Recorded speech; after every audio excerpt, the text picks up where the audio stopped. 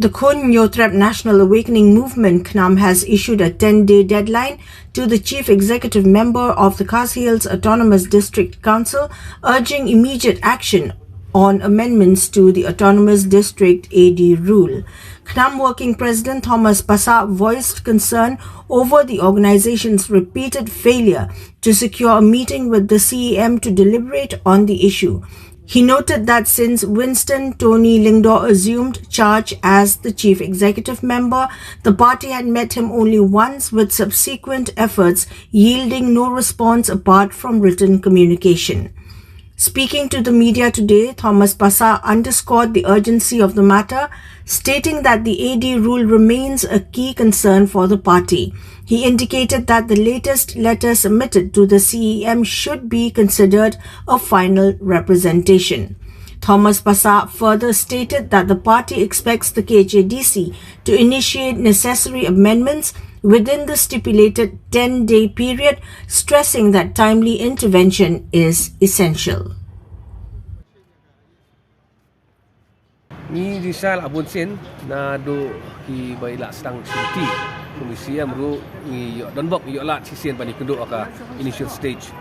ke na kanya jongi ni la panpau ba le se kom kaseng in hap ni wanwa ikimat kicura ki badon kamba kum bajing ai jimut ka jinga trilang ba kani isi marmo ni kwa ban kenti ulang ya kai ko ba ka ba miat ko ba re jong tek do tram ke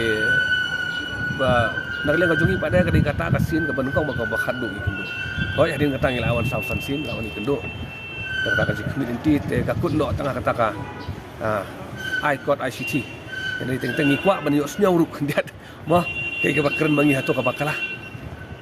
te yo ka bakala ru yo nyo jing sai Henry Kamdan kum kata Henry ngila sabtu saya kedar nomor kai bangi wan ajing tho ispo ka district council kare legally correct ka bangi la pule banyak layak detail baik ki baro sosi bangi myo bani kendo de ngila ke city tengah kermen dan bak in pule pada ke city malada pule se ke city pati la kalau le no ino ka bentakan dan ngi don ke kermen ba kan ka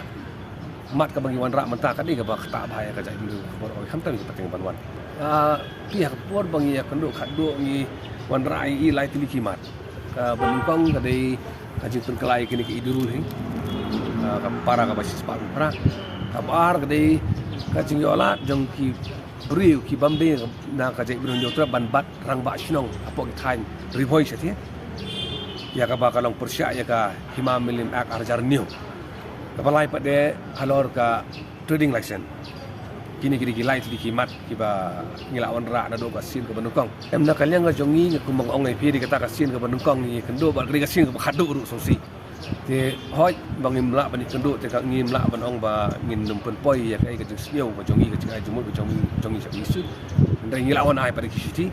dada ngila wan bani kendo I gondam ngila ai no siti te kisiti ngilawan ai ka por bat hakni ka tiyo bada ngilawan ai siti bat menta ka siti ru pada ka sni ba ngi klem yo bani kendo ba ngila ai no siti te nang ni skmat tu pin tang ki jing siti em hak bari bat kan ka subject idi rule si sparu pra kisiti ka lakut akan badi kan ka subject ka ba si spa prabat perkelai ki idi rule wat tu ka jing ICT ka lakut te kumbang ila pentik bi ba kadai ka por ka dir pala kapor ka dir pala dan la don kambat pen kala khamtam akan ka por governor ulong supportive ka state government ru ka long supportive ini mensium kabu ya kan ni ba ngin kloy banyo ya ka muhor jong governor keladak ka isi kumbang ila penbaik nak leng ka jungi kamla man sim khia kini hapo expose ni tangi hap ya no de ki senjam man pen kena ta gawe ba ngin warah no ta ka jingi ada ka kerpang ya ki kendro jong ka district council